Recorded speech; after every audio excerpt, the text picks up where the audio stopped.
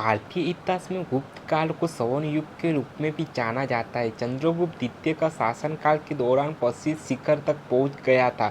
उत्सुक प्रशासनिक क्षमताओं, दूरदृष्टि और सैन्य कौशल का शासक होने के साथ साथ चंद्रगुप्त कला, संस्कृति, साहित्य और संगीत के एक महान संरक्षक भी थे।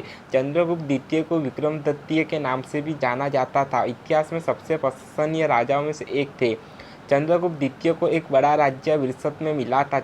फिर भी वैवाहिक गठबंधन की नीति द्वारा युद्ध जीतकर उन्होंने अपने साम्राज्य की ओर अधिक विस्तार किया था। चंद्रगुप्त ने गुजरात और सौराष्ट्र को शामिल करने के लिए शकों को पराजित किया और उज्जैन को अपनी दूसरी राजधानी बनाया। चंद्रगुप्त ने दक्षिणी क्षेत्रों से अपने संबंध मजबूत बनाने के लिए अपनी बेटी प्रभावती का विवाह बकाटा के राजा रुद्रसेन द्वितीय से कर दिया था।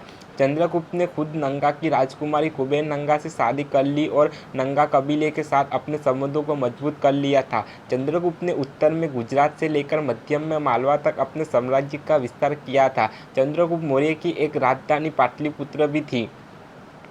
चंद्रगुप्त द्वितीय के शासनकाल के दौरान प्राचीन भारत का सांस्कृतिक विकास अपनी चरम सीमा तक पहुंच गया था। चंद्रगुप्त के दरबार में कालिदास और श्रुतु जैसे कई प्रतिभाशाली विद्वान शामिल थे। कालिदास एक प्रसिद्ध कवि थे जिनकी रचनाएं कभी भी प्रचलित है और सैन्य चिकित्सा पर लिखी महान चिकित्सा सुश्रुतु की किताबों को पौराणिक माना जाता है।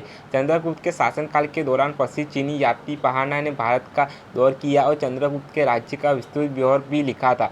मार्को पोलो ने, जो इतालवी यात्री था, ने चंद्रगुप्त द्वितीय को एक आदर्श शासक के रूप में संदर्भित किया था। चंद्रगुप्त के बाद उनके पुत्र कुमारगुप्त ने गद्दी संभाली, जो एक महान विद्वान था और उसने ही नालंदा विश्वविद्यालय का निर्माण करवाया था।